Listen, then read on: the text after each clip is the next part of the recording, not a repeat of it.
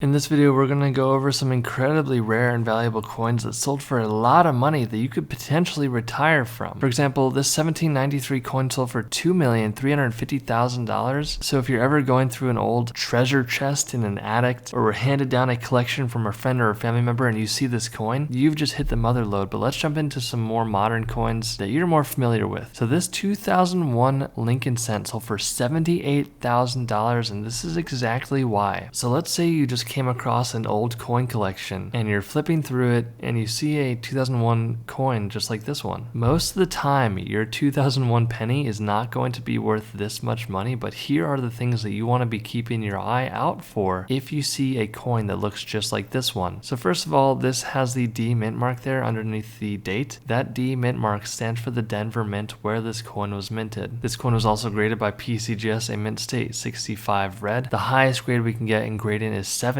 so this one's 5 points away from the perfect grade of 70. But the biggest reason why this coin sold for so much is the fact that it was muled with a Roosevelt dime reverse. That's right, these are some of my favorite types of coins, and if you flip the coin over, you can see the back of the coin looks like a Roosevelt dime. So essentially at some point during the minting process, there was an error that occurred which resulted in this crazy coin getting out of the mint, and there are people out there with deep pockets willing to spend a lot of money if you have a coin that looks just like this one. So if you have this coin, make sure you do your research. Do not sell it to the first person that offers you, $100, because it could be worth a lot more money. Here's a 1932 25-cent Washington quarter graded by PCGS, a mint state 67 with a CAC sticker, and this coin sold for $28,200, and this is why. Really quickly, I offer a free ebook on my channel. You can click the link below. You enter your email address, you get the free ebook. It goes over some really important things about coins. It's completely free, but you don't have to do that. But one of the big things why this coin sold for a lot of money is because of the toning. Now, the toning on a coin is a natural occurring process that happens because of oxidation between the metal in the coin and the air. Some people will try to alter coins and artificially tone them, which will immediately decrease the value because these grading companies like PCGS and NGC know exactly what to look for when grading coins. So please do not try to artificially tone your coin because you'll end up just damaging it. But also, this is a 1932 quarter. Now, 1932 is a really important date for the Washington quarter because the quantity of them minted was relatively low, and it's just a date that collectors really want in their collection because it's harder to come by. Also, this graded at a 67, which is a really high grade for a coin, and these are the few reasons why this coin sold for $28,200. This is a coin we all may be familiar with. This is a 2002 D 25-cent Ohio quarter. Now, the biggest reason why this coin sold for so much money is because it graded at a 69. That's only 1 point away from the perfect grade of 70. This coin sold for $3,525. Here is a 1951 10-cent Roosevelt dime graded by PCGS, a proof 68 plus. Now, proof coins are pretty hard to come by. Most of the time you'll come by a proof coin if it's in a collection. It's still possible to find a proof coin out in circulation, but the chances are much less likely. Now, if you were to send your coins off to get graded and you got a coin at a 68 grade, especially if it was from 1951, that is an incredibly hard thing to accomplish, but this coin sold for $18,800. Here is a 1940 5-cent Jefferson nickel with the reverse of a 1938. This coin graded by PCGS, a proof 68. Now, the proof coins are going to have that shiny luster mirror finish appearance to them. This one has a little bit of tone as well, which makes this coin pretty desirable. It sold for $28,750. Now, this is a coin that should not have had the reverse of a 1938, but if you flip the coin over, if your 1940 coin has this reverse on it, reverse meaning the back of the coin, you've come across something that's pretty valuable and rare to begin with. If in combination you have one that's in really good condition like this one, then I would consider yourself very lucky. Make sure you find someone trustworthy if you're interested in selling your coins, because this coin again sold for $28,750. Here's a 1926 S 1 cent Lincoln penny graded by PCGS, a mint state 65 red. Now, it's important to know that S mint mark there underneath the date stands for the San Francisco Mint where this coin was minted. This coin sold for $106,375. Now remember, this coin is nearly 100 years old, and for it to grade at a mint state grade of 65 essentially means for nearly 100 years this coin was stored in almost perfect condition. San Francisco generally mints less coins than the other mints, but that's not always the case. The less coins minted for a specific date will most of the time increase the value. So if you have a